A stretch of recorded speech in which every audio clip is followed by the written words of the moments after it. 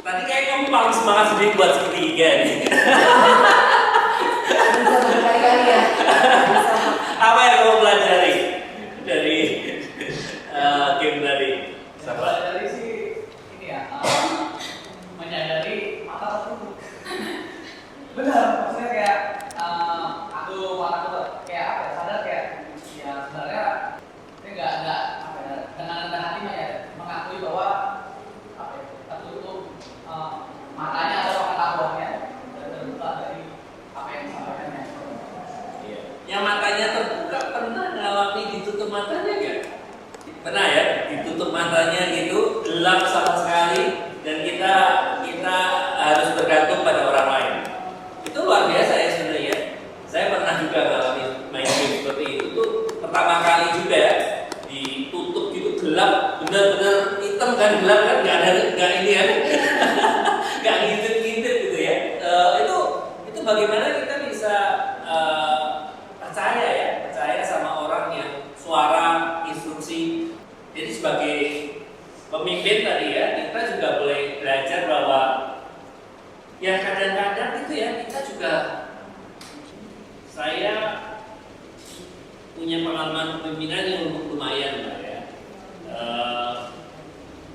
di kampus, di Trisakti, terus juga di Perkantas juga ya. Trisakti pernah di DKP juga, di jurusan gitu ya. Di Perkantas saya pernah jadi staf mahasiswa bagian barat seperti Pak Ruben. Terus setelah itu saya pernah jadi seperti Bang Niko, pemimpin cabang Perkantas Jakarta. Setelah itu pernah jadi sekjen, sekretaris jenderal Perkantas Nasional. Itu selama 5 tahun. Setelah itu saya jadi keluar dari Perkantas. Karena saya di Institut Femina, jadi menangani banyak program besar gitu ya. Jadi masalah apa tuh ya, kepemimpinan tuh saya alami, dan dalam pelayanan saya, oh ya sekarang saya jadi ini juga ya, saya sekarang jadi ketua badan pengutus Perkantas. Jadi bukan sekjen, tetapi kalau di Perkantas itu yayasan, ya kan, jadi ada boardnya, ada pengurusannya. Orang-orang awam seperti kalau Bang Ayub itu pengurus di Bogor ya, di cabang Bogor, saya di nasionalnya dari seluruh Indonesia. Jadi tapi dalam pelayanan seperti itu, dalam kepemimpinan, praktikal kepemimpinan seperti itu, saya ada kadang-kadang itu memang seperti mata yang tertutup tadi. Ada hal-hal yang memang saya bingung. Ada hal-hal yang memang pemimpin bukan wajib kita harus tahu semuanya. Ya, pemimpinan itu bukan kita harus orang yang akhirnya kita serba tahu dan harus tahu semuanya. Modal dasar seorang pemimpin itu sebenarnya kalau menurut saya ya itu telinga yang mendengar. Ya, karena kita memimpin itu bukan untuk mendapatkan kekuasaan atau mengatur atau berotoritas gitu, mengatur segala sesuatunya, tapi sebenarnya kita memimpin itu untuk melayani kan, sebagai kacung, sebagai guru, sebagai hamba. Nah, pemimpin yang seperti itu modalnya itu salah satunya adalah telinga yang mendengar. Ya, kadang-kadang tuh saya alami ya dalam sampai sekarang beberapa waktu ini juga saya mengalami di pelayanan Perkantas gitu. Ada hal-hal yang sebenarnya saya nggak, walaupun saya udah lama di pelayanan Perkantas, saya udah lewatin semuanya dari staf sampai sekjen sampai sekarang di nasional, di pelayanan nasional.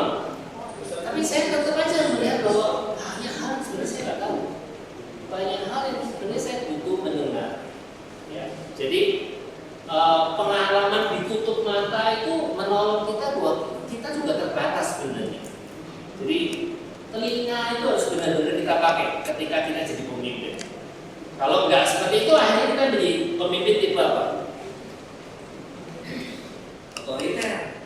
Ya. Kalau kita nggak mendengar, kita bisa menjadi pemimpin apa? Pertama otoriter. Terus yang kedua apa? Egois, betul. Terus apa lagi? Sombong, betul. Sombong. Apa lagi? Kita memutuskan, betul, seperti egois, sombong. Kita memutuskan sesuatu yang sendiri tidak tepat. Itu yang paling bahaya. Kita pemimpin dipercayakan untuk memutuskan sesuatu. Kita harus make decision dalam kepengurusan, dalam organisasi. Kita harus make decision kan. Tapi ketika kita tidak memakai telinga kita untuk mendengar, akhirnya decision yang kita buat itu bisa justru merugikan ladang, merugikan orang yang kita mau layani sebenarnya, ya kan? Merugikan orang yang mau kita layani. Orang yang kita intinya kita mau menjadikan mereka, kita sebagai hamba dari mereka, ya, bulos mereka. Tapi akhirnya karena kita tidak mau mendengar, akhirnya kita membuat keputusan-keputusan yang justru merugikan mereka. Seperti itu. Oke, ada yang lain nggak dari game tadi? Ada yang mau jawab? Yuk kita ngobrol aja. Jadi kayak aku sama Kasih itu pas jalan tuh kayak ragu-ragu, pas Kasih belum maju aku kayak ragu-ragu ini majunya seberapa lamanya gitu. Aku takut apa diem dulu ya, karena takut ada penggeser orang. Tapi pada akhirnya belajar untuk oh iya harus percaya. Walaupun kita ragu sama tuntunan itu, kayak ada oh iya tuntunan itu kita tahu nih ini pasti benar gitu. Tapi kadang kita ragu-ragu buat ngelakuinnya gitu. Iya. Jadi, ya gelap total kan ya begitu mata tertutup. Apa tuh gelap total dan kita ya bener maju satu langkah. Tadi yang duduk atau ada yang copot dikit. Padahal tadi dia tadi nabrak tembok tadi ya. Kalau cepet ya.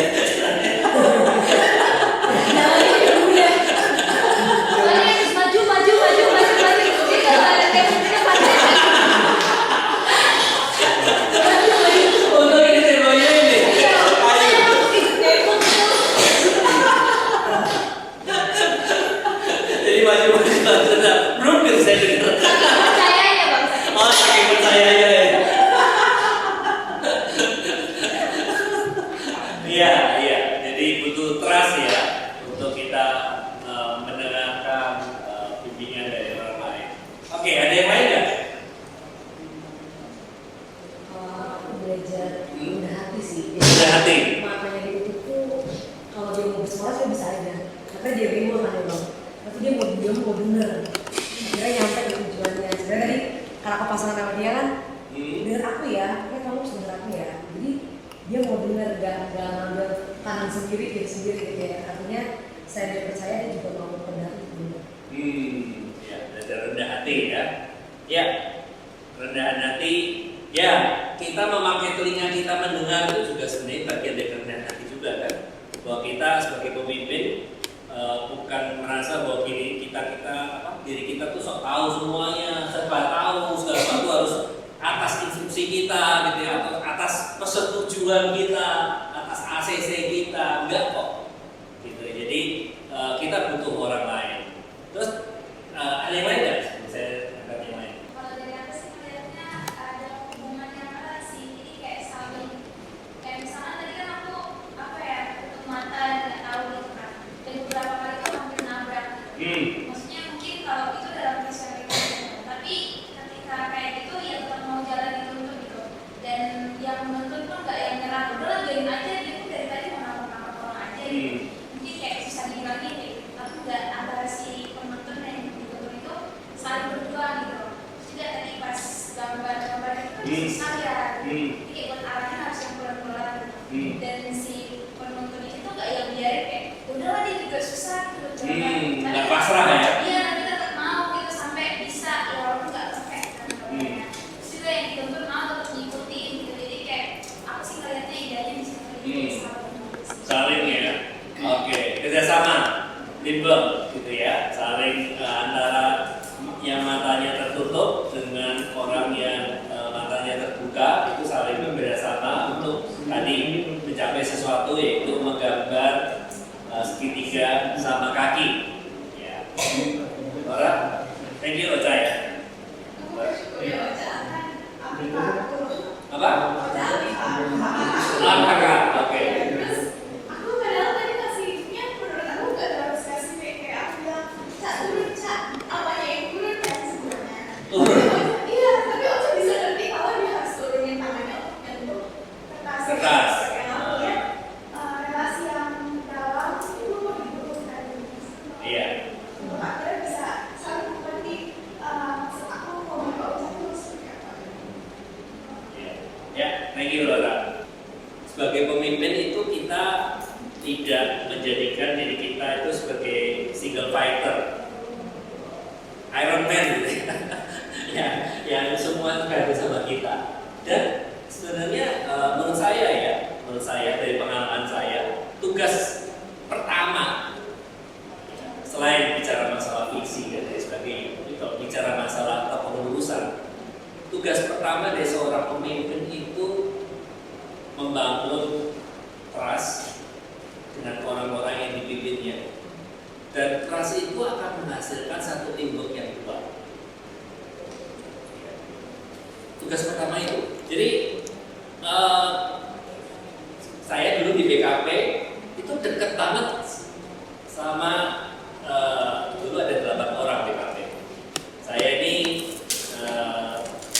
jabatan saya sekarang udah nggak ada. Saya itu dulu namanya KBPP. KB itu koordinator bidang PP pembinaan pengurus. Ya. Istri saya itu dulu KBKK. Jadi saya tapi bukan pacarannya, bukan di BKP ya. Jadi setelah lulus selesai misalnya kita pacaran dan jadi istri saya gitu ya. Itu teman satu BKP, satu periode. Dia KBKK. Nah, tadi malam Ruben dapat WA dari teman saya di BKP juga. Saya nggak pernah kenal, sudah lama banget nggak kontak ya. Itu dia di bendahara. Ko Erik, pendeta Erik itu ketua BKP waktu zaman saya. Ya, pendeta Erik. Terus jadi kita bertujuh atau 8 saya lupa. Kami sampai sekarang masih sangat dekat. Ya, masih kontak-kontakan dan sebagainya. Kenapa? Karena salah satu yang saya pelajari juga pada waktu kepengurusan BKP itu, satu yang pertama kali dilakukan itu adalah membangun namanya teamwork. Ya, membangun namanya orang-orang yang bisa kita percaya. Jadi teman-teman nanti ketika menjadi forum ya, teman-teman jadi forum, teman-teman jadi nanti ya jadi BKP, jadi apapun gitu ya, jadi yang pegang posisi kita sebagai leader itu tim leader, tim kita itu sangat penting sekali. Dan kita harus mendapatkan kepercayaan dari mereka, dan itu nggak otomatis loh. Ya, tidak otomatis karena apa? Karena mungkin Yosafat nanti ya nggak tahu ada 2 atau 3 orang lagi BKP. Itu kan dari berbagai macam jurusan kan, nggak kenal juga mungkin, atau kenal tapi ya nggak dekat ya. Tapi kita sebagai pemimpin kita harus dalam tanda petik ya berjuang bersama dengan mereka. Bukan saya yang utama, tapi bagaimana kita bisa berjuang bersama dengan mereka, dan kita harus mendapatkan kepercayaan dari mereka. Ya, harus mendapatkan kepercayaan dari mereka. Itu yang lingkar pertama dulu ya. Ini sebelum bicara masalah jemaat, belum bicara masalah yang ke bawah gitu ya. Tapi dalam tim kepengurusan yang Tuhan percayakan kepada kita, itu sangat penting sekali untuk kita boleh membangun namanya teamwork. Dan akhirnya apa? Akhirnya tadi seperti yang tadi saya katakan di awal, kita itu bukan orang yang sok tahu atau bukan orang yang tahu segalanya. Dalam kepemimpinan kita butuh orang lain, kita butuh leader-leader lain, orang-orang lain yang membantu kita, yang menolong kita. Karena kita bukan orang semuanya serba tahu. Kita butuh orang-orang yang mendoakan untuk bersama-sama dengan mereka. Kita membutuhkan orang yang memberikan pertimbangan-pertimbangan. Oh, saya dalam urusan perkara sekarang saya berkali-kali saya mungkin hampir saja membuat keputusan yang salah.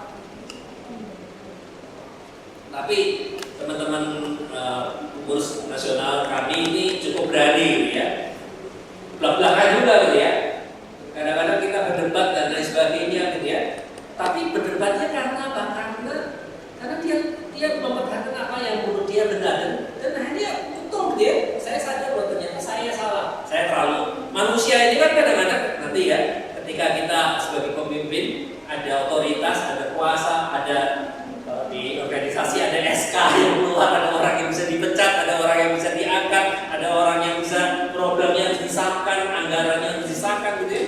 Itu kan pegang otoritas ya. Nah, menurut saya kita sebagai pemimpin itu kita harus benar-benar takut terhadap otoritas itu. Saya selalu mengingatkan hati-hati ya. Ini bukan organisasi kamu dan tanda petik ya. Ini bukan milik kamu. Karena atas bukan milik kamu. Karena itu milik Tuhan. Potri itu milik Tuhan.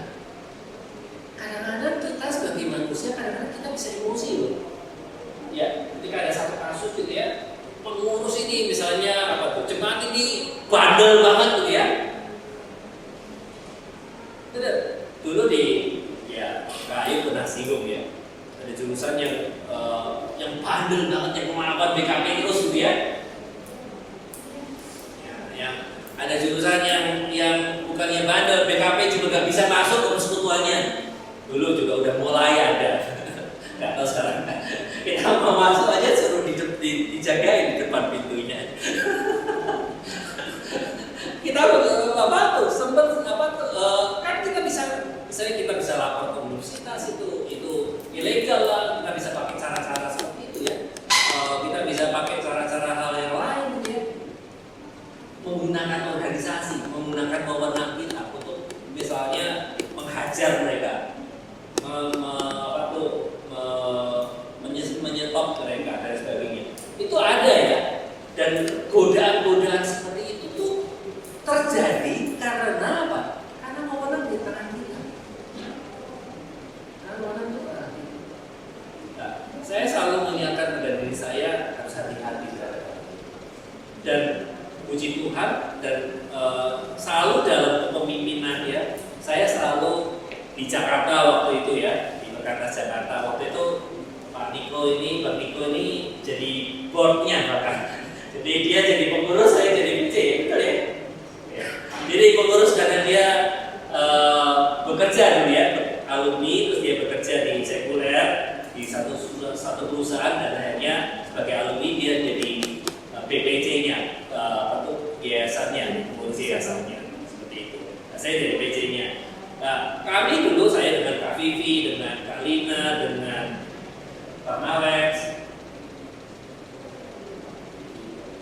Bang Eli Yunus, ya kita tuh dulu kita sebut sebagai tim 5. Apa yang kami lakukan itu satu hal yang terus menerus saya lakukan adalah ya membangun namanya trust di antara 5 orang.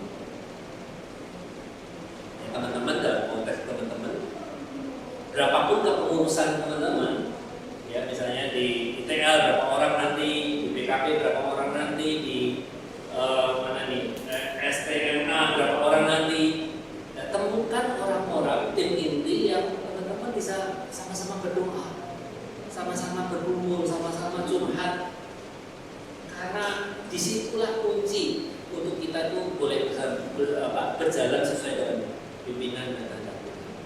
Kita tuh lemah teman-teman. Kita itu lemah, manusia itu lemah, saya itu lemah, teman-teman sebagai pemimpin itu lemah. Kita nggak imun kok terhadap namanya sombong, tadi ya. Kita nggak imun kok terhadap namanya otoritas. Kita nggak imun terhadap namanya kenyamanan dalam berorganisasi. Kita nggak imun. Ya. Kita nggak imun terhadap namanya emosi, gitu ya. Sakit hati. Kita nggak imun kok. Kita sebagai pemimpin kita nggak imun terhadap itu. Oleh karena itu perlu ya untuk kita boleh membangun bersama. Kalau bicara masalah kepemimpinan, sebenarnya saya sebenarnya nyiapin materi, tapi saya pikir lebih baik kita diskusi aja gitu ya, karena biar maksudnya gini, seorang pemimpin itu kan selain membangun trust ya, salah satu modal yang harus dimiliki pemimpin. Kalau menurut ini saya sharing aja ya, dari apa yang saya jalani, apa yang saya lihat, saya sharing aja. Salah satu yang modal yang paling kita harus tahu itu adalah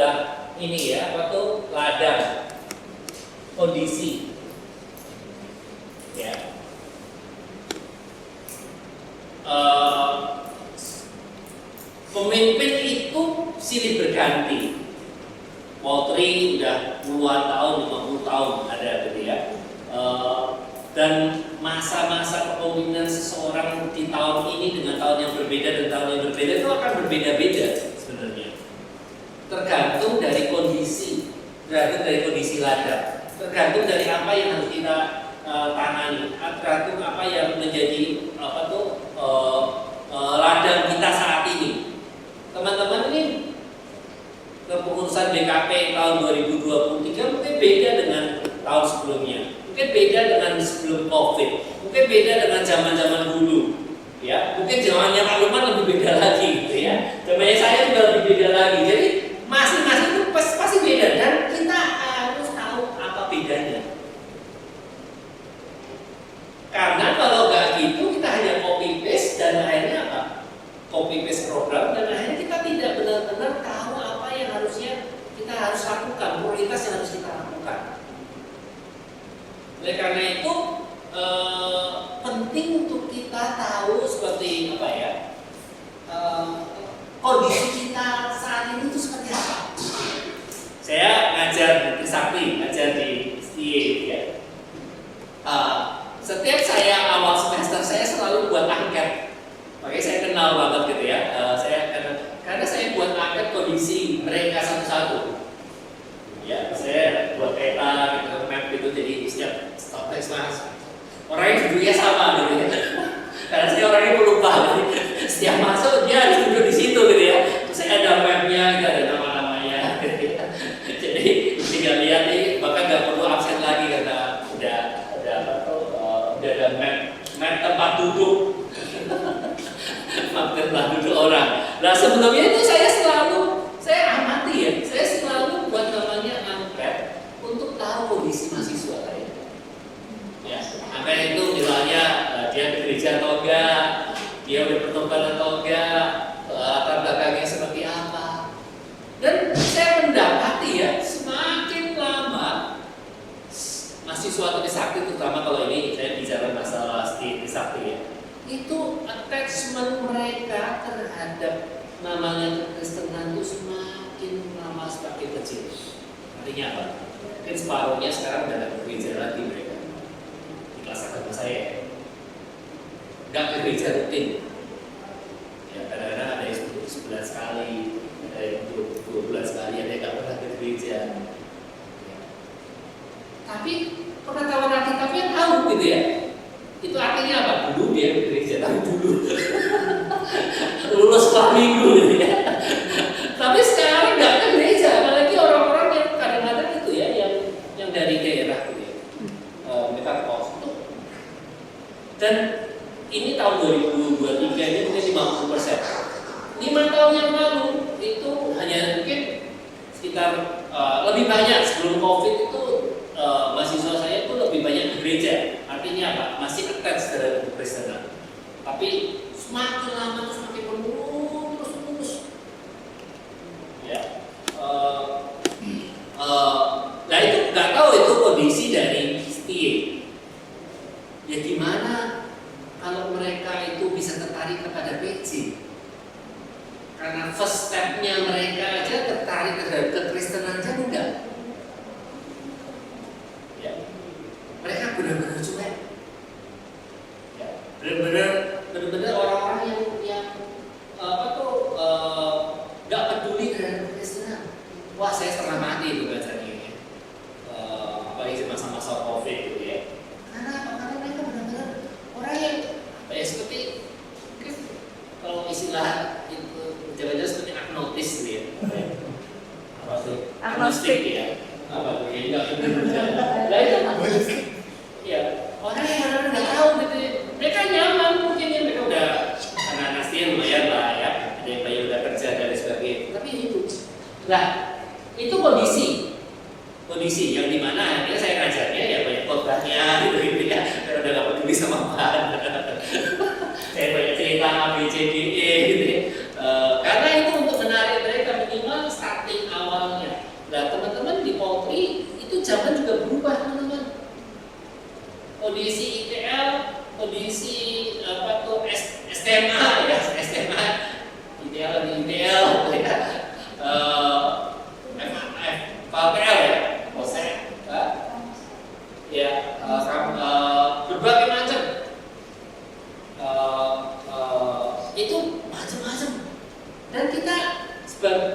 ini kan memberikan hidup kita untuk menjadi pelayan, ya, jadi dulos, menjadi kacung tadi kan kata Pak Niko sama Kak Ayu, jadi budak mereka, menjadi kacung mereka.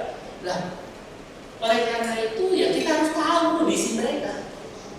Kalau nggak gitu kita akan menjalankan apa yang menurut kita benar, menurut kita harusnya seperti ini, tapi nggak sesuai, nggak matching dengan apa yang ada di ladang. Nah itu, oleh karena itu PMK ya, prayer movement ya, bagaimana kita bertekuk lutut berdoa menggumuli setiap program yang ada. Ya. Untuk kita sebagai pemimpin, untuk kita benar-benar menggumuli apa? Karena apa? Karena penting banget namanya kita tahu kondisi ladang. Pasca COVID ini beda banget ya. Teman-teman, si urusan yang ke depan ini itu apa ya, mahasiswa saya itu SMA-nya kan COVID ya. Mereka 2 tahun, 3 tahun tuh di Zoom SMA. Padahal SMA itu masa-masa di mana mereka itu mau mulai namanya sosialisasi, hidup menginjak dari remaja ya, ke remaja dari anak-anak ke remaja, SMP SMA. Mereka mengalami, mereka hidup dalam COVID, sehingga nggak kaget sekarang ini mahasiswa-mahasiswa baru itu ya mahasiswa alumni SMA COVID gitu ya. yang artinya cuek-cuek banget gitu ya, nggak peduli. Nah, oleh karena itu teman-teman harus tahu kira-kira kondisi tersebut ya, minta pertolongan Tuhan, minta pimpinan Tuhan untuk mengetahui itu yang orang yang kita layani nanti, itu jemaat kita. Penerimaan mahasiswa baru, apakah mungkin kalian yuk datang ya via WA, kita mau datang?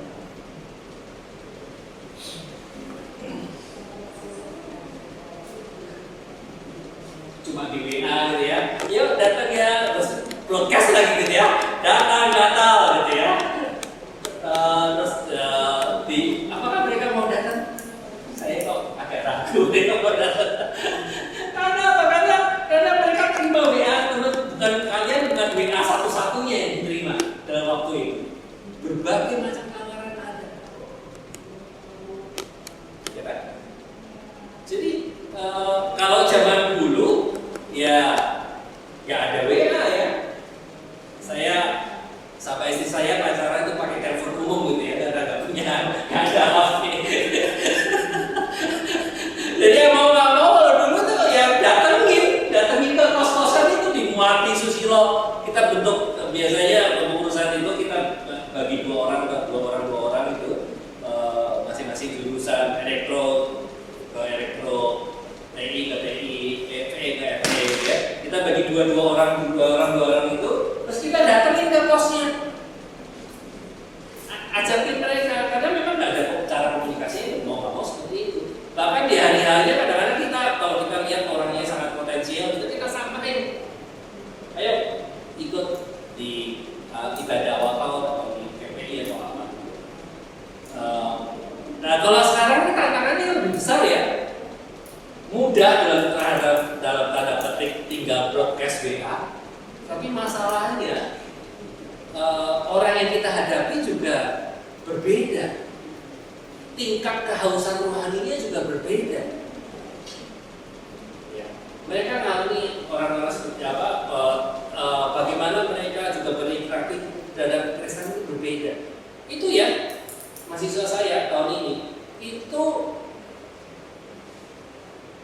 70% pindah gereja. Karena saya kasih angket dulu kecil atau di awalnya gereja mana, atau bahkan dibaptis di gereja mana, di CD gereja mana. Terus ada pertanyaan lagi, sekarang ke gereja mana? 70% beda. 70% udah beda gitu ya, udah beda switch banget gitu ya. Dan itu presentasinya mungkin kalau dibandingin dengan 5 tahun, 7 tahun yang lalu itu tingkat perbedaan antara gereja asal sama gereja yang akhir sekarang itu nggak sebesar sekarang. Itu kita hadapi kan. Lah bagaimana mereka itu bisa disambut? Bagaimana kita sebagai pemimpin gitu ya, kita harus kenal ada apa yang kita hadapi saat ini, apa yang harus kita doakan, apa yang kondisi mahasiswa atau kondisi pengurusan yang kita tangani saat ini. Seperti itu. Oke, ada yang mau tanya nggak? Kita diskusi. Kan ada transisi ya dari 2019 apa COVID Ya. Itu dari transisi yang alamiah yang sangat berbeda dari 2018 dan dimulai dari 2019. Karakter seperti apa dari ya khususnya remaja yang paling mencolok yang berubah dan apa ya masih berlanjut sampai sekarang atau kayak ada mulai perubahan lagi sih. Ya ini silakan kalau teman-teman tambahin ya, karena saya jawab ini kan dari versi saya yang tua gitu ya. Jadi kalian juga boleh benar untuk ngomong, enggak gitu ya. Kalau saya amati, salah satu perubahan yang paling mendasar itu di mahasiswa saya, karena setiap tahun saya ngajar, itu tingkat konsentrasinya semakin lama semakin pendek. Apa tuh?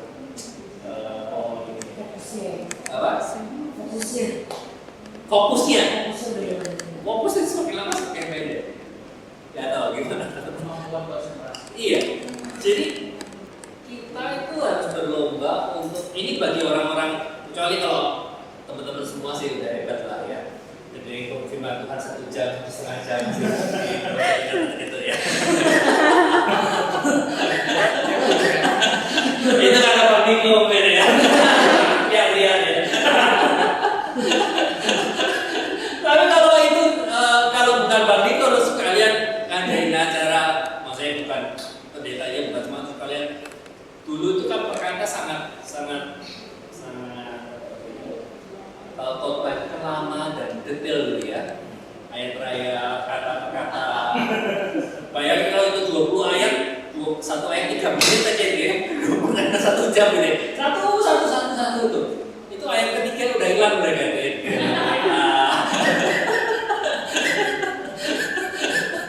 Mereka udah tinggal lihat TikTok gitu ya. Ya itu harus ya. Bukannya kita ini ya, bukannya kalau menurut saya ya,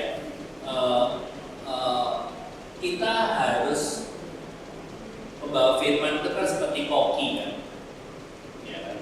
Kita ngambil dari materi bahan-bahan mentah kan, dari pendidikan kita bahan-bahan mentah macam-macam itu kita masak.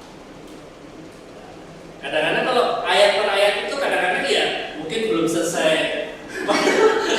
Belum selesai masanya jadi capcay gitu ya. Tapi udah kita kasih nih, kol tuh enak ya, bakso itu enak ya. Nah itu satu-satu tuh.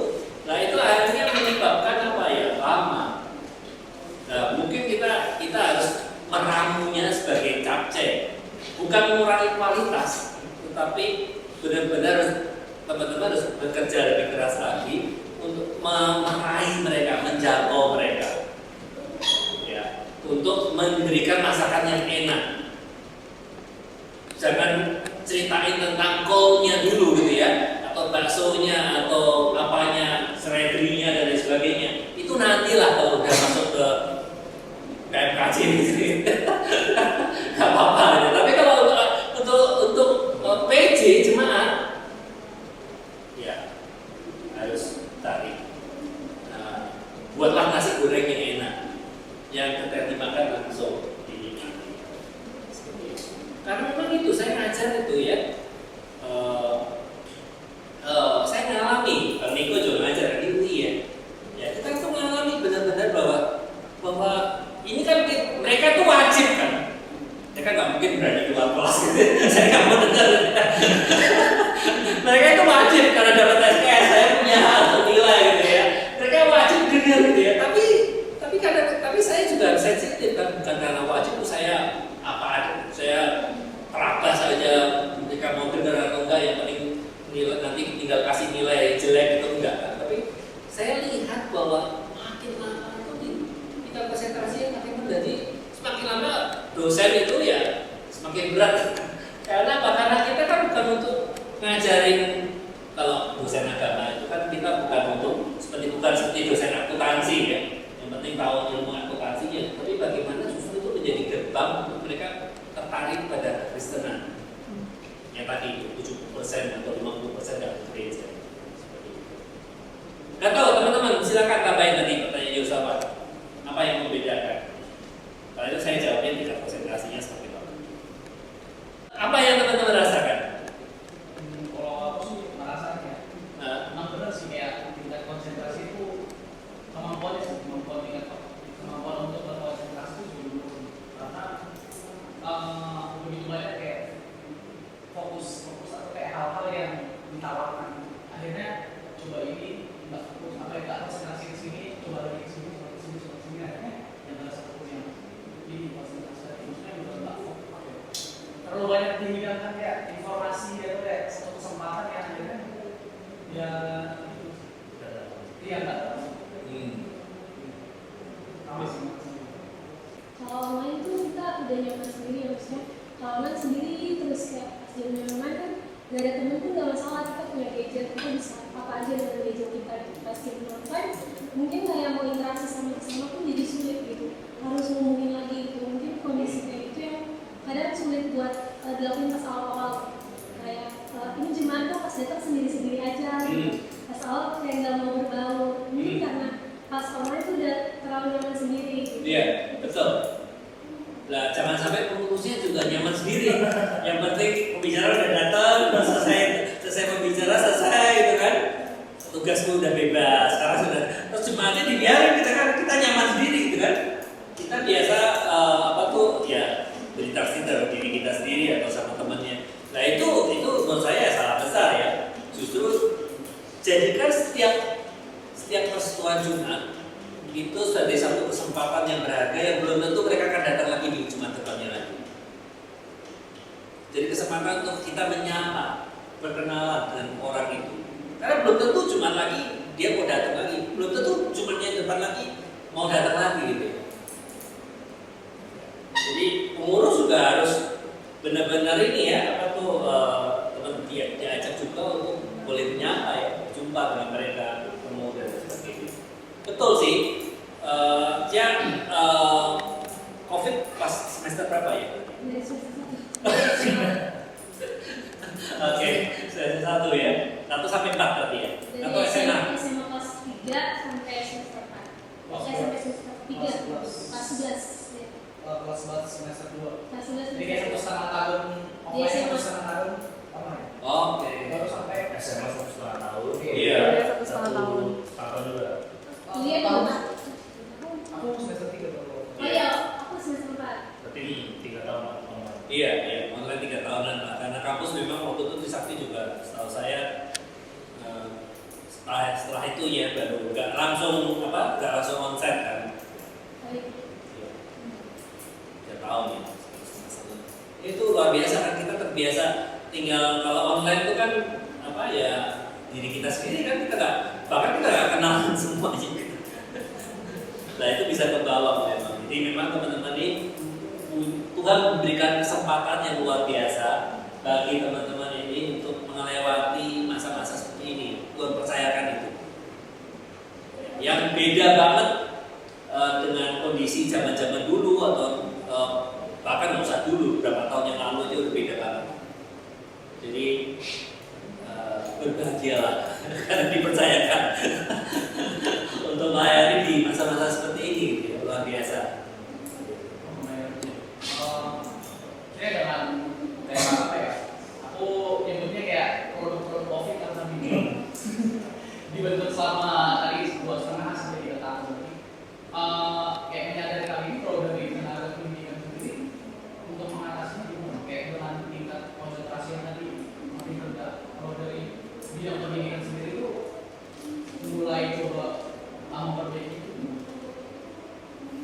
Tapi ya Masih ada yang udah diterapkan atau masih gimana?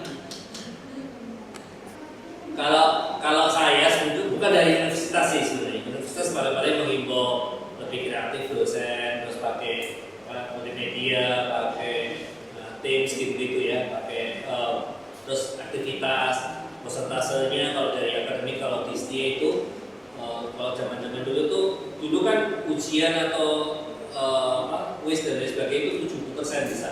Nah ini kita nggak boleh itu, harus 50% activities. Nilai maksimalnya aktivitas itu 50%nya baru yang lain-lain, ujian, kuis dan lain sebagainya. Itu perubahan-perubahan untuk memaksa dosen itu buat aktivitas, karena memang mereka melihat bahwa kondisi generasi COVID ini salah satunya untuk menangkap mereka dengan tingkat konsentrasi yang pendek itu ya activity. Ya, jadi adanya aktivitas, adanya sesuatu yang lebih menarik, kegiatan yang menarik seperti itu. Jadi, tapi kalau dalam pelayanan ya, generasi ini juga suka dengan namanya story ya, kisah, saksian, story seperti itu. Itu yang saya pelajari dan kadang-kadang saya juga terapkan di dalam mengajar. Saya banyak sedapat mungkin saya akan bicara masalah story karena itu attach langsung gitu ya. Kalau saya dia langsung karena related dengan hidup mereka. Seperti itu. Nah, di PMK juga harusnya masuk ke hal seperti itu ya. Bagaimana PC itu memang ya nggak tahu ya itu bagiannya kabar, tapi menurut saya kita tuh benar-benar harus memikirkan dan mendoakan secara serius namanya persekutuan Jumat. Karena itu jadi kami selalu lihat itu seperti jendela, kan orang bisa lihat potri itu seperti apa, persekutuan itu seperti apa. Dan itu jangan menduplikat namanya gereja. Kalau kita jangan memindahkan gereja di dalam kampus, salah total. Mau gereja aja nggak lah.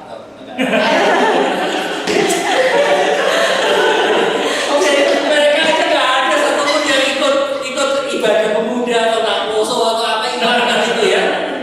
Terus kita bawa ke kampus, di sana aja nggak mau datang, apa di kampus nggak mau datang juga dengan berbagai macam kegiatan.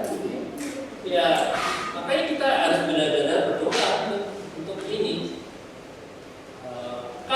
Kalau beberapa persekutuan ya, tapi ini di luar negeri itu banyak aktivitas juga, olahraga untuk menjangkau tuh. Jadi bahkan di Korea itu dulu ada gerakan namanya coffee. Mereka training, tapi ini gerakan akhirnya jadi gerakan misionaris ya. Mereka training barista. Ya, jadi yang ini banyak banget yang di training itu akhirnya mereka buat usaha-usaha kopi. Coba sekitar 5 tahun, 10 tahun yang lalu sebelum COVID. Itu dari PMK di Korea, di Seoul. Itu kan menjadi jembatan. Kampus buat kafe, tempat orang nongkrong, gitu. Kopi buat kopi dan sebagainya. Jadi ya itu apa ya? Segala cara dilakukan untuk menjangkau. Intinya kan seperti itu ya. Segala cara kita lakukan untuk mereka, untuk menarik mereka datang mendengar. Korea sekarang saya 8 bulan di Seoul. Jadi tahu ya, mereka tuh banyak sekali misionaris sana yang di sekitar kampus kan banyak banget kafe-kafe, kopi-kopi gitu ya. Tapi tujuan utamanya untuk internetnya gratis, kenceng gitu ya. Tapi tujuannya untuk mereka akhirnya ya udah, orang itu mahasiswa itu dari mahasiswa asing dari Rusia, apa itu orang Rusia di sana, dari Timur itu datang ke situ 2 kali 3 kali terus disamperin, diajak ngobrol. Terus ada kursus bahasa Korea lah, kursus bahasa Inggris lah, gitu. Tapi itu gerakan misionaris ya. Tapi itu kan artinya apa ya? Segala cara dilakukan untuk mereka sesuai dengan kebutuhan tadi kan, sesuai dengan kebutuhan apa yang dibutuhkan mereka. Nah, kita juga perlu gitu ya. Bukan kebutuhan saya atau pengurus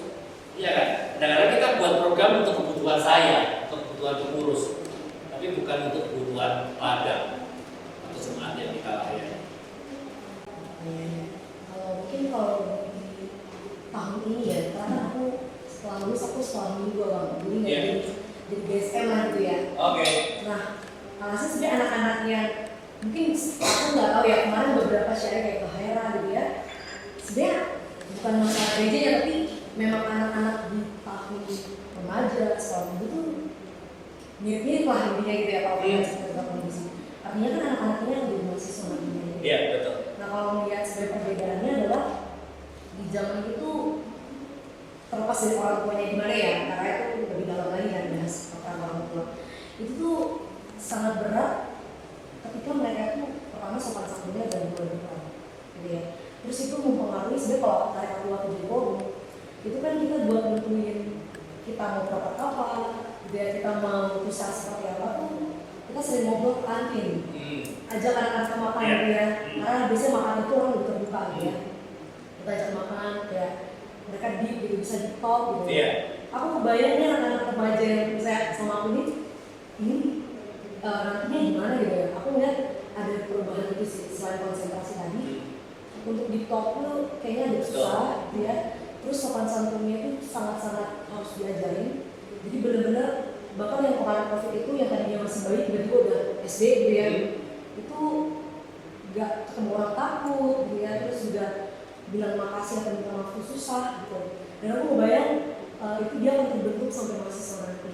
Jadi tantangannya sebenarnya selain kita tahu ladang kita juga, mungkin apa namanya, ya itu tadi perbedaannya selain dia sudah konsentrasi, rasa empatinya juga mulai agak menurun begitu ya. Itu saya kira juga kalau dari suami ya, kalau di kami itu orang tua juga di coaching lagi dia dikasih tahu juga bahwa sebenarnya itu terbentuk ke sosial nanti gitu.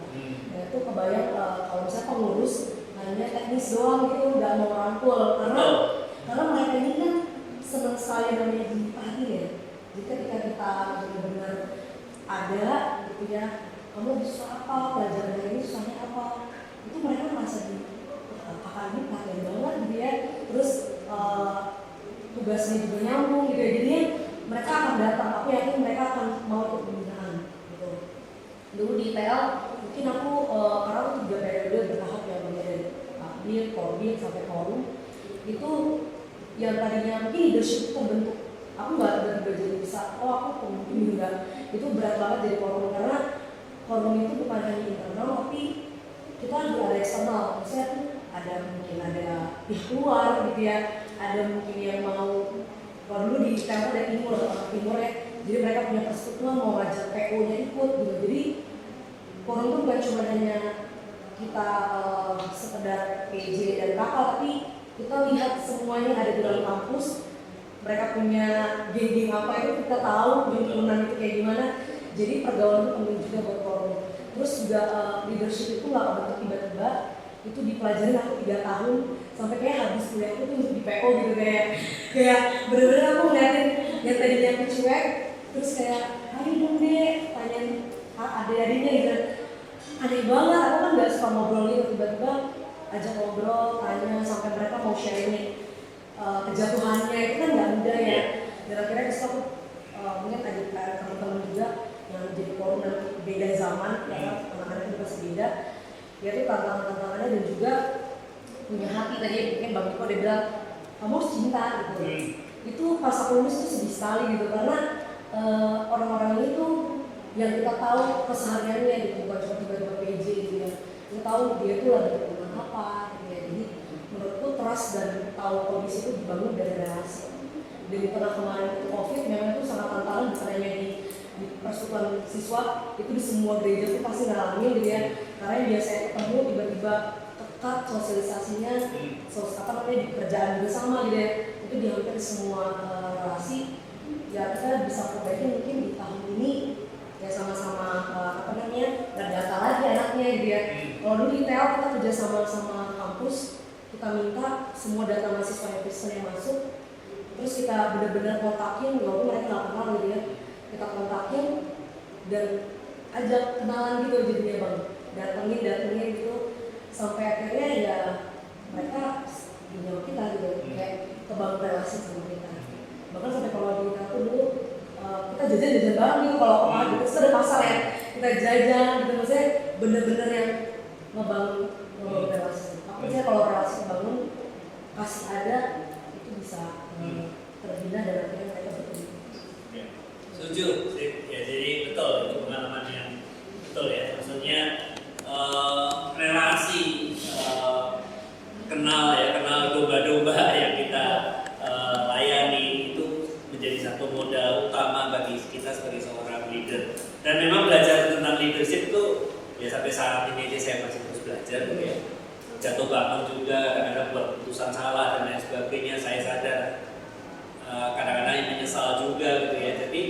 Tapi itu menurut saya itu satu pelajaran seumur hidup lah untuk kita terus untuk bertumbuh juga dalam pelayanan dalam musik. Nanti teman-teman nanti akan ke gereja, pelayanan di gereja di mana-mana itu pasti akan mengalami dan akan terus namanya belajar itu nggak akan ada habisnya, terutama dalam hal memimpin orang seperti itu. Terus tadi juga diangkat juga ya bahwa betul ya, saya lihat bahwa mahasiswa-mahasiswa sekarang ya itu menjadi satu tantangan utamanya tadi itu memang selain tingkat konsentrasi mereka juga kalau di kuliah sih nggak berani ya mungkin ya karena saya dosen tapi saya tuh lihat kadang-kadang kalau begitu sama teman-temannya tuh begitu beban kuliah tuh relasinya itu kalau saya katakan kalau zaman dulu cukup kasar tuh ya dengan teman-temannya dan lain sebagainya itu cuek beda lah dengan masa-masa tadi ya mungkin karena masalah sopan santun masalah apa tuh itu benar-benar ini apalagi kalau kelas agama itu kan mereka hanya datangnya di kelas itu kadang-kadang mereka nggak kenal satu yang lain karena dari berbagai macam jurusan sehingga cueknya luar biasa betul. Oke, thank you tambahannya. Ada yang lain? Ya, silakan. Mungkin mau tambahin sedikit aja gitu ya. Sekalian sharing lagi. Maksudnya kalau dibilang kan periode kepengurusannya Elita sama teman-teman mungkin ya yang paling deket lah ya gitu. Baru yang dirasakan sih karena mengalami dari transisi yang sebelum COVID, terus mengalami juga yang setelah COVID-nya kayak gitu ya. Yang kurasakan juga sih generasi sekarang itu apa ya? Pengennya instan semua. Mungkin ya tadi ya itu juga akhirnya berpengaruh konsentrasi dan segala macam. Tapi yang paling berdampak sih akhirnya nggak mau pengennya tuh tips and trick sesuatu gitu. Pengennya cepat tips and trick, aplikatifnya kayak gimana dan segala macam. Sedangkan kadang untuk menjalankan satu pelayanan ini itu kan butuh proses gitu, pembentukan Tuhan dan segala macamnya. Nah kadang ketika tidak mencapai itu tuh akhirnya jadi yang kayak komitmennya lepas dan segala macam. Itu beberapa hal yang Elita rasa sih Elita hadapi juga gitu di dalam pelayanan gitu. Beberapa teman-teman yang akhirnya meninggalkan pelayanan dan segala macam. Nah kadang menjadi posisi korum itu tuh jadi apa ya?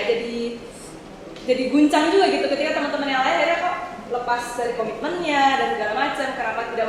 Bahkan itu juga berpengaruh berdampak yang kayak kita juga lagi diproses kan sebetulnya sebagai seorang forumnya gitu, tapi kadang nggak mau di prosesnya itu gitu. Jadi pengennya tuh jadi aja. Potri dulunya 5 orang pengennya jadi 50 gitu, pengennya itu cepet instan, tapi ya kadang nggak seperti itu ya kenyataannya di lapangan yang didapat. Nah kadang ya pemikiran forum nggak tahu ya.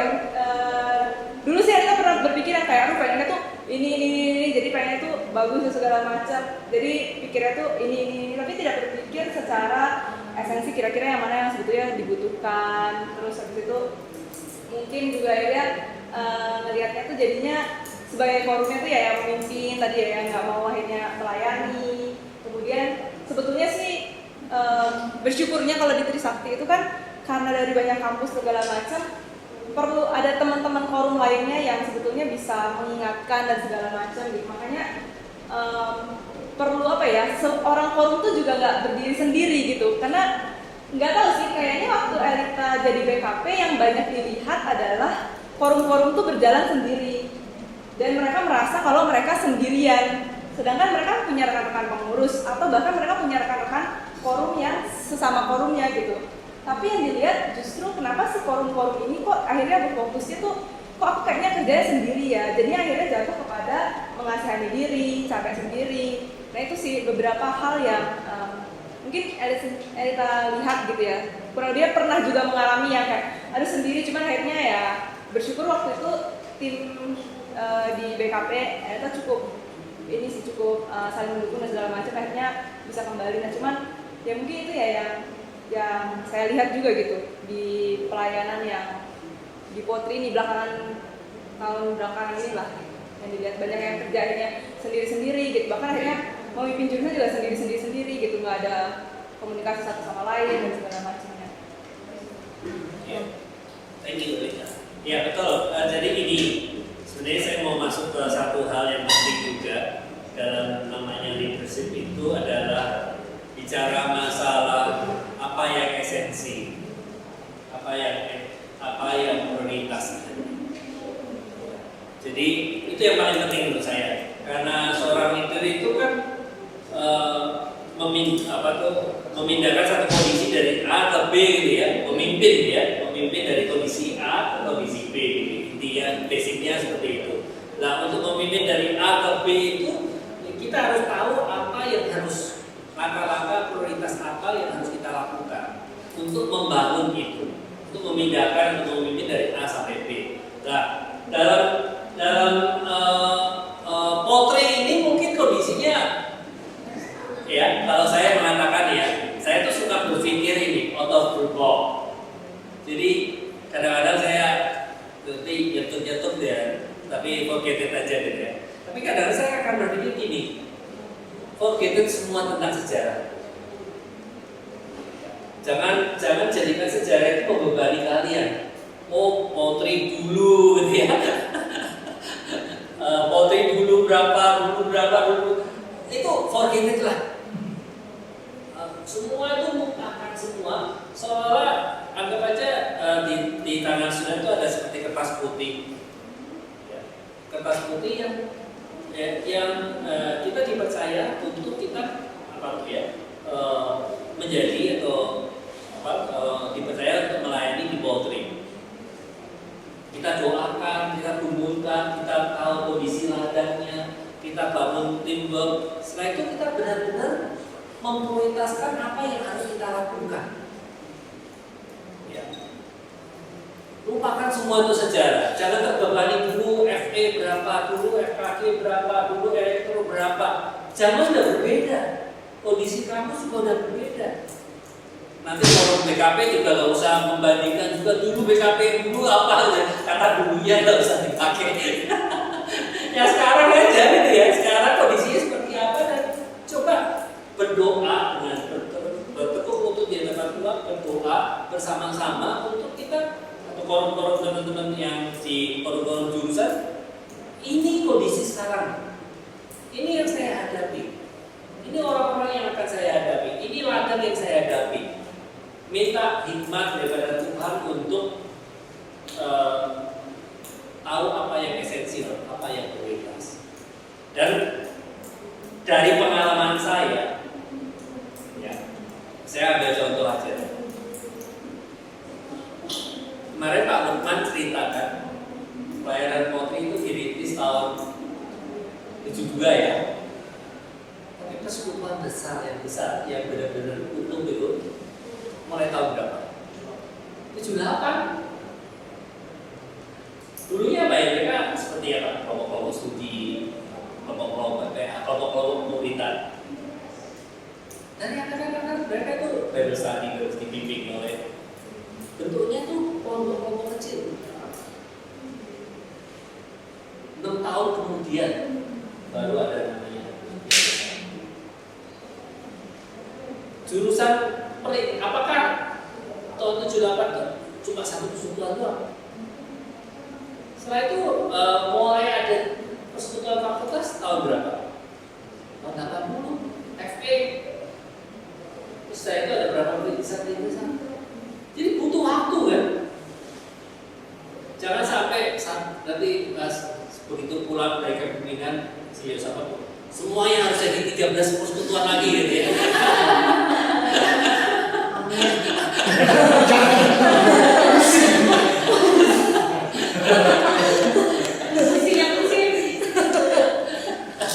Atau semuanya harus sekali nanti TL atau ITL harus berapa gitu ya. Zaman dulu seperti apa gitu ya. Jangan berpikir ke arah situ gitu ya.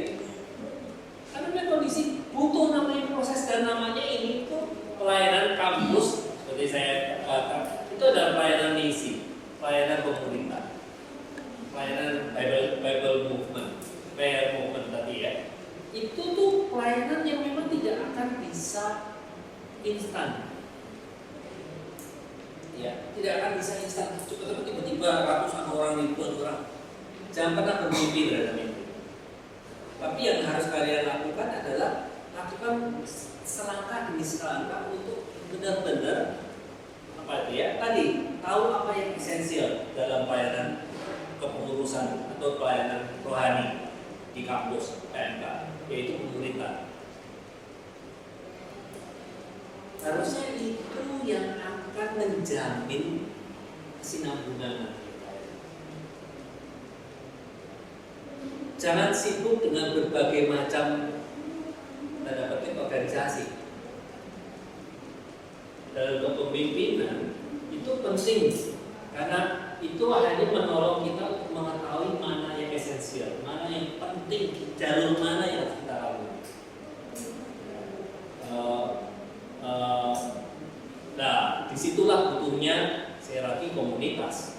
Komunitas itu baik internal pengurus, ya, sesama pengurus PO, Polri di jurusan, atau sesama PKP, atau juga harus ada ini ya orang-orang yang menolong kalian gitu ya.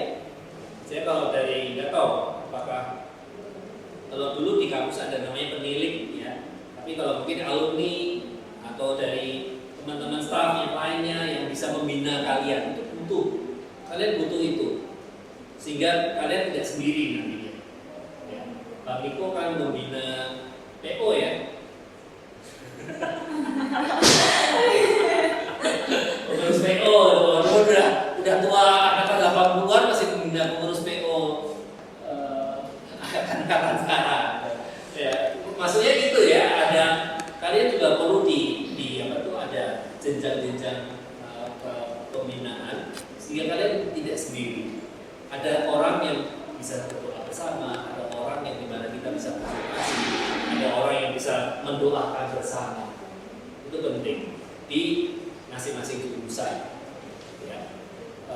Jadi korum itu memang jabatan yang apa tuh sendiri gitu ya.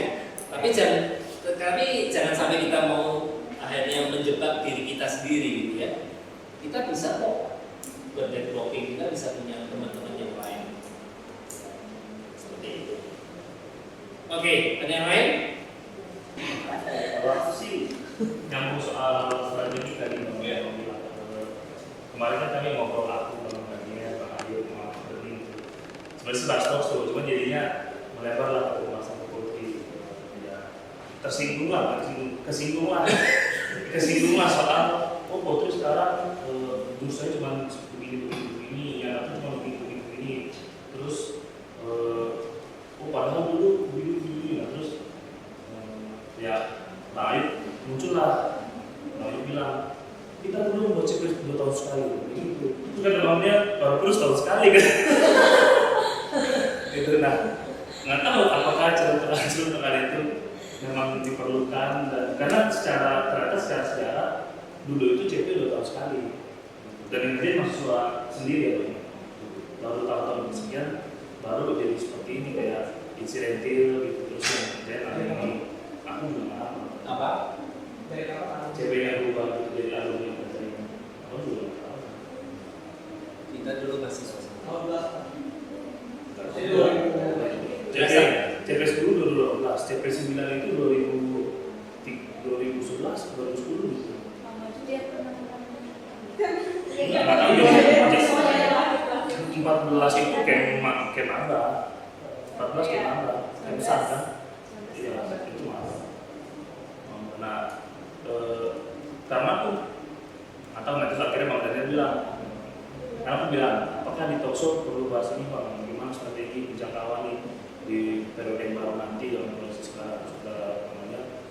kalau di talkshow bahas itu terlalu detail, terlalu susah lah untuk mending yang umum aja.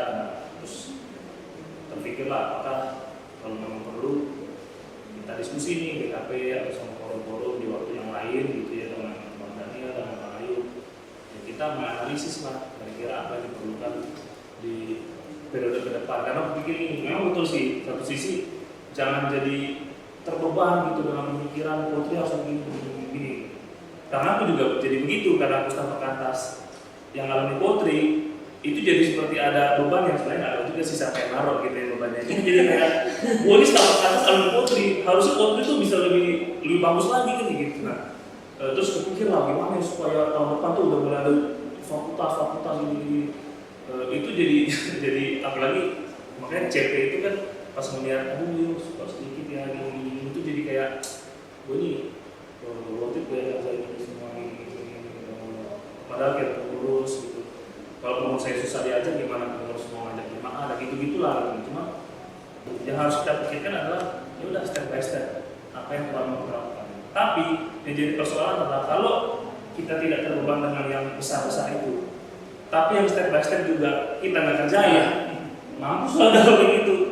Habis itu kan kita nggak punya mimpi yang besar, tapi step by step juga kita tidak taat, apa yang menjadi kita sikat bukan yang makin meningkat malah makin menurun. Jadi satu sisi perlulah kita juga punya visi yang besar, tapi perlu juga bagaimana step by stepnya itu jelas. Apa sih fokus potri tahun ini? Jadi kerjakanlah supaya kalian mewarisi generasi berikutnya itu stepnya maju gitu, jangan ulang lagi di situ lagi akan begini lagi. Gitu. Jadi memang sih visinya jiwa, gitu. Cuma kan secara organisasi itu gini, bagaimana mungkin kampus A, VTF Kristen berapa, FH Kristen berapa, FH Kristen berapa, kalau total lah tuh berapa total masuk Kristen di kampus A, terus pengurusnya cuma kampus A, bikin PJ untuk sekampus A, seksi kata sekampus A, apakah sanggup gitu? Memang benar, baik lagi, ya udah kalau kebetulan yang ada berapa, FH mungkin satu kelompok, FH satu kelompok, tapi kan kalau terjadi multiplikasi terus nanti banyak, kan memang pada akhirnya mau tidak mau kan secara organisasi terbentuk tuh Potri FE, karena memang harus ada pengelolaan yang sendiri gitu. Karena itu bisa tercapai kan kalau step by stepnya itu jadi kerjakan gitu. Jadi harapanku sih step by step yang kecil sederhana itu kiranya memang betul-betul dilakukan dan memang tepat gitu, apa yang mau dilakukan gitu. Makanya waktu Laura baru jadi BKP waktu itu kan sharing fokusnya ke Puridan. Ya udah kalau fokus ke Puridan apa bentuk realnya gitu. Yang kalau kulihat sih selama ini ya sama aja sama tahun-tahun sebelumnya gitu. Seperti tidak berpengaruh tuh yang katanya fokusnya ke Puridan, orientasinya ke Puridan, tapi pada realnya ya udah PJ-nya ya PJ seperti biasa PJ, punya kakaknya seperti biasa jalan. Walaupun akhirnya jadi ada pembinaan PKK, itu salah satu bentuk aplikasi dari itu. Contoh ekstrimnya gini misalnya, aku bilang ke Laura, kalau kamu fokus Puridan, ya udah kampusnya nggak usah ada PJ, tapi kelompok kecil jalan rutinin, berani nggak gitu? Tetap pengen ada PJ bang, gitu kan? Kan kalau kita bicara strategi, fokus berarti harus ada yang dikotakan. Dan ini sesuatu yang lebih dianggap urgent gitu. Contoh begitu. Misalnya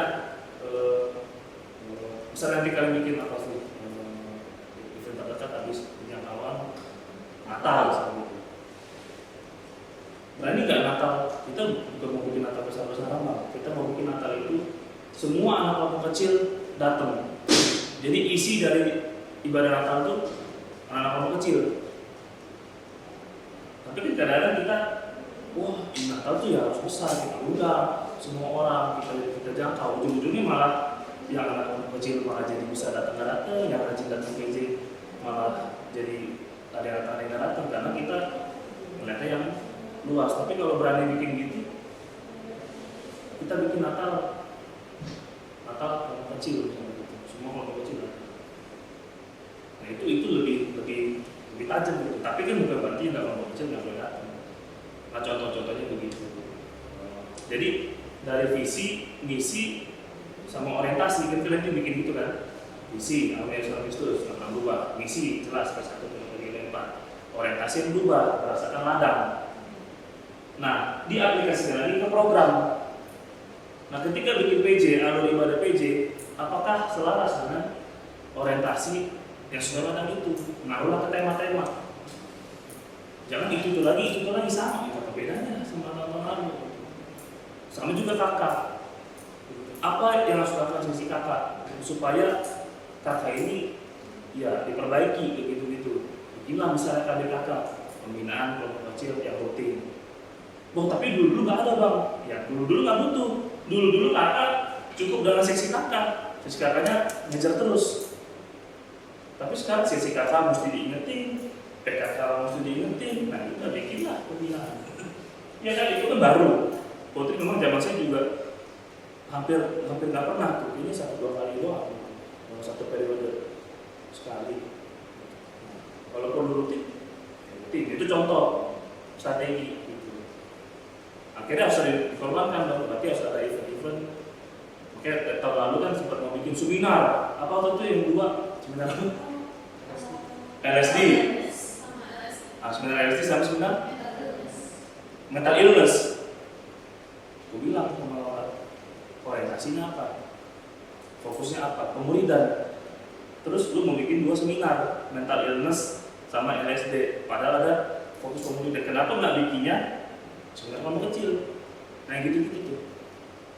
Jadi harus selaras tuh, visi, misi, orientasi, program. Tapi kan bang ini yang lagi ngetren bang, ya diperlukan nggak? Makanya dalam strategi memang, makanya kayak bang Ladan bilang mungkin kesannya kayak nggak peduli. Oh tidak usah menjangkau semua, kesannya kayak usulnya bukan nggak peduli, tapi strategi. Bisa nggak kelompok kecilkan 100 orang, 1 PKK? Ya nggak bisa lah. Kan PKK mesti pilih 5 orang, 1 kelompok, atau maksimal 2 kelompok, berarti 10 orang. Terus yang lain gimana bang? Makanya ada PJ. Jadi strategi lagi nih.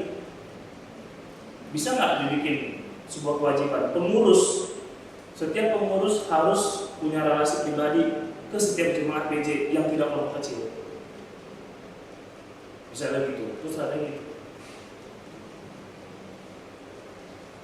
Nah kayak begitulah. Jadi yang mungkin bisa diskusi lebih lanjut lah teman-teman di periode yang baru nanti, ya sama kakak yang lama sama kakak alumni supaya jelas gitu peningkatannya. Jadi gitu sih. Balik yang dicerita kayak lalu kan. Kenapa harus FE duluan? Berarti nggak perlu di fakultas lain. Ya, waktu itu jalan ceritanya ya begitu gitu loh, kondisinya, situasinya dilihat. FE dulu yang perlu, gitu. Baru yang ngomongin sama kayak Paulus juga. Jadi itu sih kalau dari Thank you. Mungkin salah satu lagi ya saya tambahkan dalam pengalaman saya kalau sebagai leader. Saya selalu percaya bahwa evil in details. Jadi yang masalah itu kadang-kadang bukan visi kita, bukan karena maksud baik teman-teman saya sebagai pengurus, bukan masalah itu ya. Mereka sebenarnya orang-orang tulus gitu ya. Mereka teman-teman saya itu orang-orang baik dan lain sebagainya. Tapi yang jadi masalah itu detailnya. Nah, salah satu tugas dan itu menurut saya adalah salah satu tanggung jawab dan salah satu job desk utama dari seorang leader. Karena seorang leader itu punya tanggung jawab dalam proses pengambilan keputusan. Kita bisa bersama-sama, ya kan? Dengar telinga yang kami dengar ketika proses mengambil keputusan. Tapi ketika melaksanakan kita harus punya tanggung jawab. Tanggung jawab terbesar itu ada di pemimpin untuk itu bisa dan 100%. Itu bisa terjadi 100%. Itu bukan lagi tanggung jawab walaupun saya selalu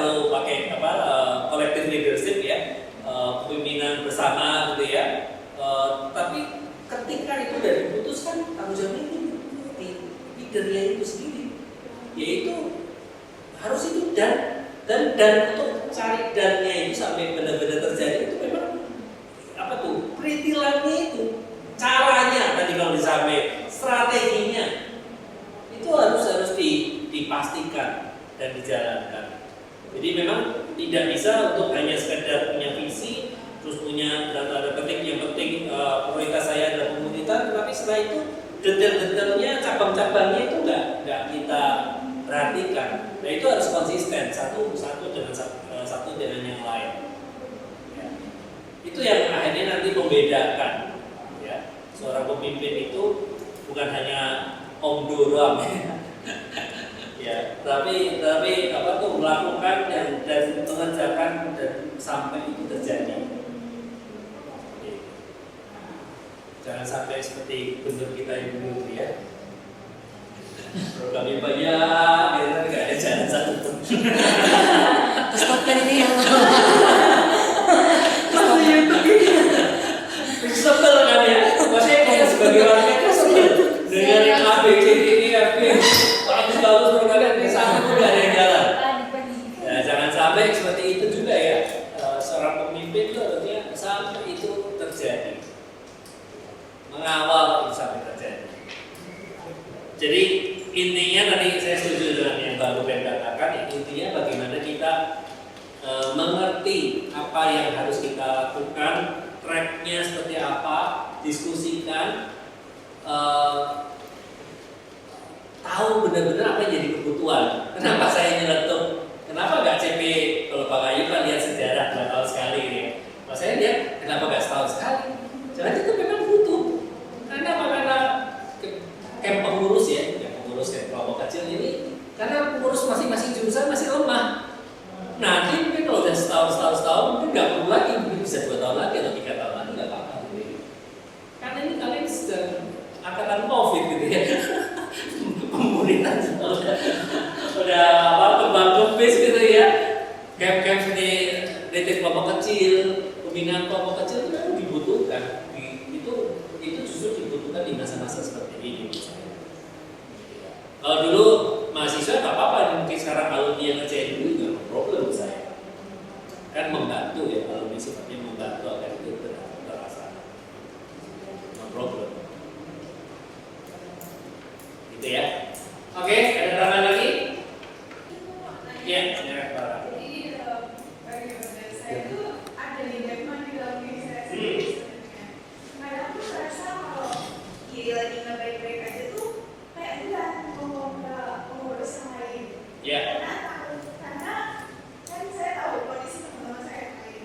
Udah berat juga gitu ya. Terus ya, ngomong situ tuh kayak rasanya kayak, aduh nambahin beban mereka gitu. Terus akhirnya kependam sendiri. Sebenarnya kalau kayak gitu, apakah itu jadi satu hal yang harusnya kita sama-sama terbuka, padahal misalkan menurut aku sama Dina sama berempat gitu kan. Terus sekarang aku tahu di kondisi yang sama juga nggak baik-baik aja, kondisi yang lain juga nggak baik-baik aja. Terus aku ngerasa kayak ini gimana dulu, jangan cerita ke mereka kalau aku juga nggak baik-baik aja. Nah akhirnya mungkin di periode aku tuh ngerasa aku nggak secara kehadiran nggak pernah menghilang dari teman-teman yang lain gitu. Tapi secara hati itu tuh aku lagi menghilang daripada pokok gitu. Ada kayak kayak apakah seharusnya di saat yang kita lagi baik dan teman-teman kita nggak baik ini kita menceritakan kondisi kita, atau lebih baik kayak cari makan sendiri aja deh di luar supaya kondisi untuk memperbaiki kondisi sendiri. Iya, kadang-kadang ini pengalaman aja ya. Kadang-kadang kalau kita menceritakan kondisi kita yang tidak baik, itu seolah-olah kita membebani mereka yang kita ceritakan. Tapi kadang-kadang banyak kejadian dalam hidup saya, ketika saya menceritakan misalnya kondisi saya tidak baik-baik, itu justru menolong mereka, karena mereka itu mungkin lebih tidak baik lagi dibanding saya gitu. Yang saya ceritain, kadang-kadang itu bisa terjadi seperti itu. Jadi menurut saya ini no problem. Tapi memang ini kan kalian rumusnya itu mas 3 ya, apa 4, kalian 4 ya. Ya kalau ya no problem kalau 4. Ya dan gini, saya mau ngomong gini.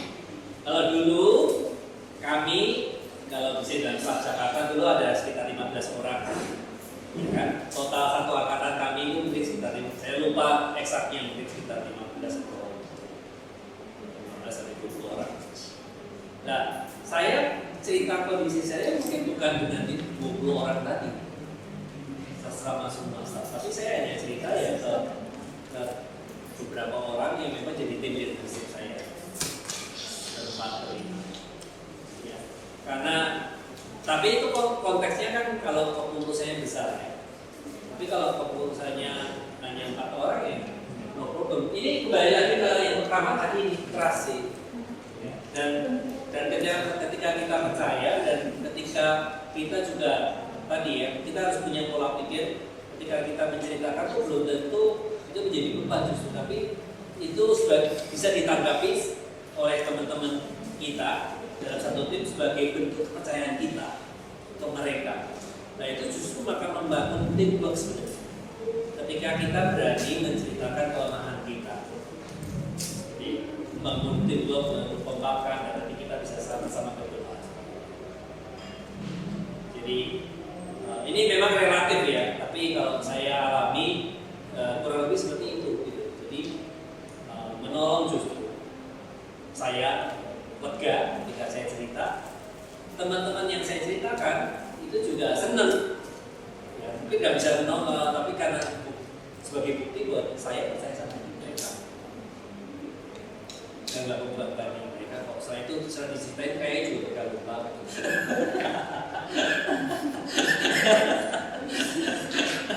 Seperti itu. Ya. Kan sekarang tuh ngomong jadi ngomong. Ya. Tapi sebelumnya tuh proses belajarnya sangat beda. Jadi kayak aku sebelumnya cuma di SMP. Sebentar ya. Jadi kayak bener aku yang kerjain tapi yang benar-benar belajar banget gitu dari awal banget. Terus juga aku punya partner di periode itu tuh kan cuma aku aja yang ngobrol. Karena yang kedua aku baru bisa main sama aku di HP. Terus aku punya partner yang benar-benar baru. Aku yang kayak lompat jadi forum terus tuh harus dipertemukan sama orang yang baru juga gitu. Dan aku tuh selalu sering banget di kondisi yang di awal tuh aku udah selalu dirimain kalau terbuka. Jadi kayak aku pun oke aku belajar terbuka gitu. Terus sekarang aku sering sharing tentang kelemahan aku kalau aku tuh nggak bisa sebenarnya. Tapi partnerku rekan kerja aku itu selalu merasa kayak bisa gitu. Oh kan ada Ocha, jadi kayak dalam situasi apapun selalu yang kayak ya udah kan ada Ocha. Tapi kayak sebenarnya aku udah sharing kan juga aku nggak bisa. Tapi mereka tuh terlalu mantan aku tuh yang selalu bisa. Padahal sebenarnya aku butuh kalian ya. Tapi kayak mereka merasa bisa sendiri. Dalam situasi yang itu apa ya? Apa yang sebaiknya kita hari ini kan aku nggak bisa Keterbukaan. Face to face. pacar gitu sih. Jadi kayak sebenarnya nggak bisa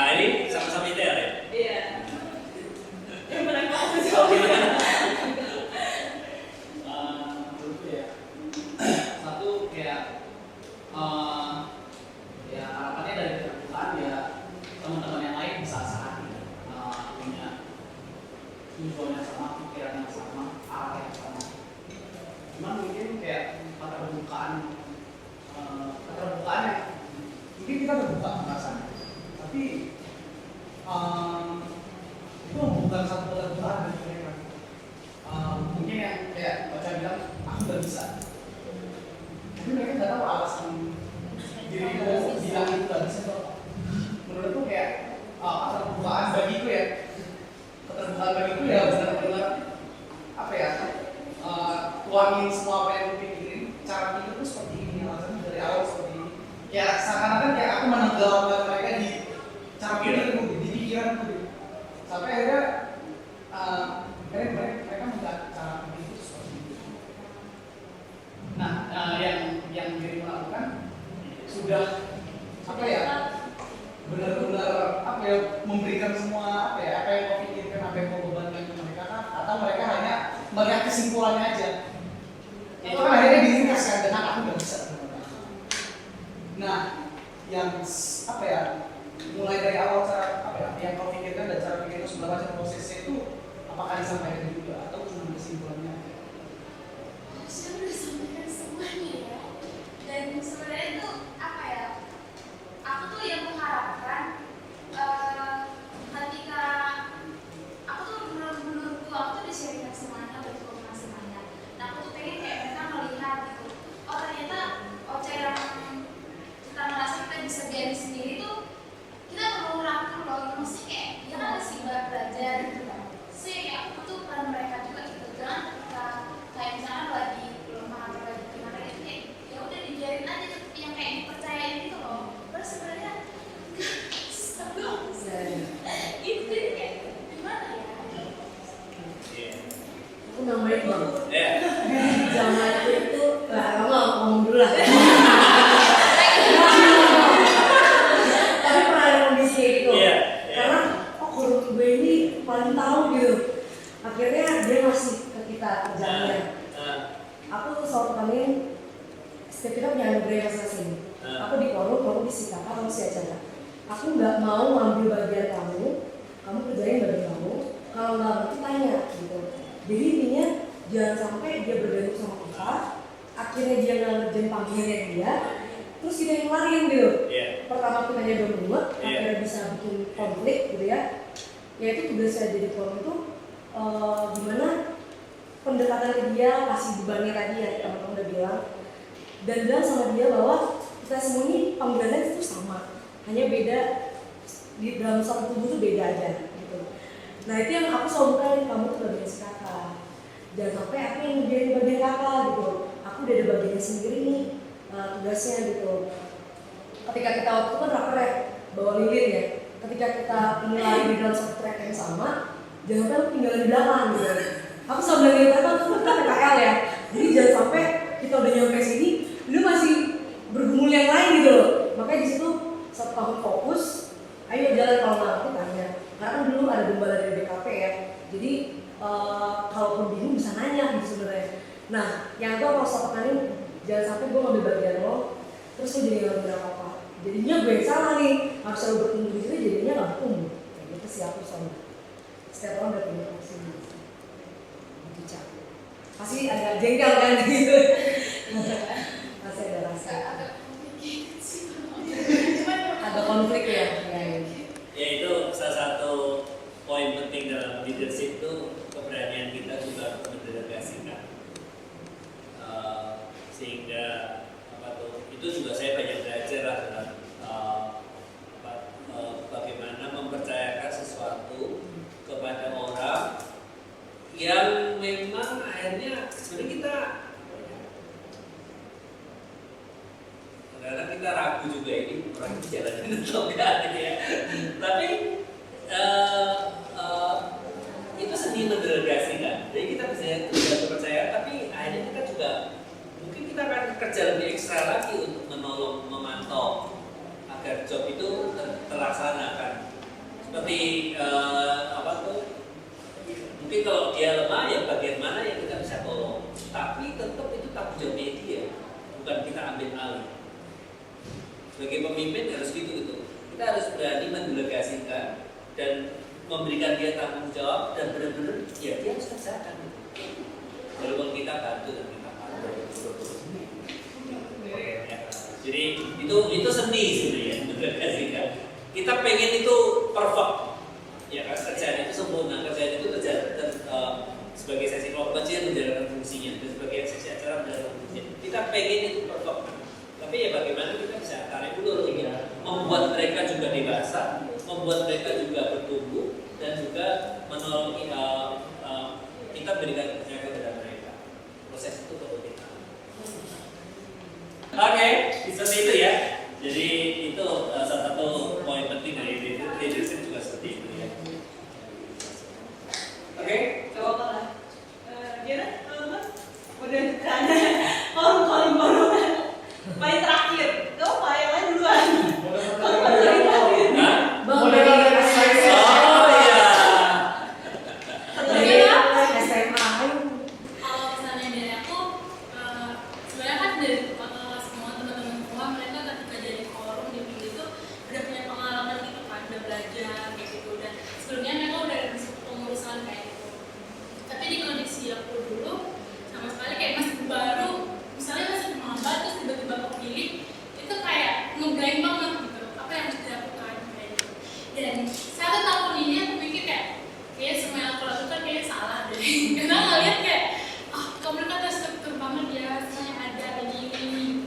Aku kayak rasa, kira-kira udah jadi kayak sebenarnya yang aku lakukan itu sebenarnya salah. Kayak aku merasa ini sia-sia semua kayak gitu.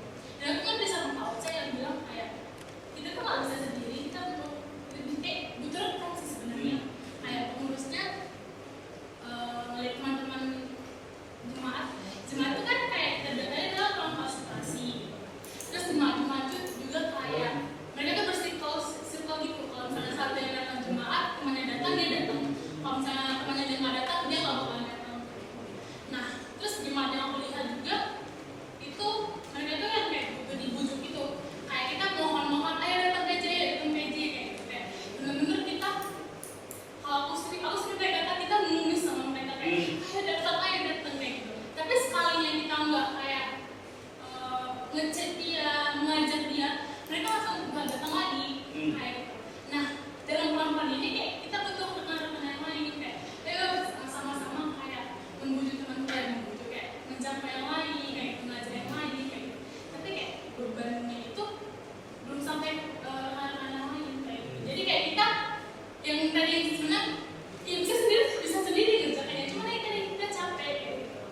Dan kayak kalau bisa jujur ya sebenarnya nggak bisa sendiri ya, nggak mampu gitu. Jadi kayak butuh yang lain kayak gitu. Jadi kayak akhir-akhir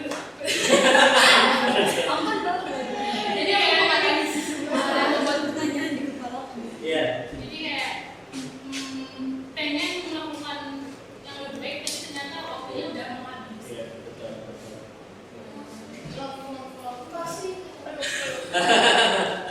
Ya itu butuhnya sebenarnya nanti ada ya apa ya, dulu saya KPBP itu urusinnya itu pakai dulu adanya koordinator bidang KPBP di BKP itu sebenarnya fungsi utamanya itu menjadi pendamping ke pengurus. Jadi kalau kakak kan sisi kakak gitu ya, acara sisi acara. Kalau forum-forumnya itu kita yang nangani. Jadi mendampingi khusus untuk pengurus, karena memang tadi seperti sharing Naya, teman-teman semua itu pengurus-pengurus ini kita sendiri itu sebagai pemimpin di PO, di Polri jurusan itu juga sendiri kan ya, lonely ya kadang-kadang. Nah itu butuhnya BKP untuk menjadi gembala, menolong gitu. Dan nanti itu jadi PR juga, salah satu eksistensi atau kebutuhan dari BKP itu menolong, jadi teman lah, jadi sahabat, jadi teman curhat bagi forum-forum di jurusan. Oke, kalau begitu ya semuanya. Terima kasih Pak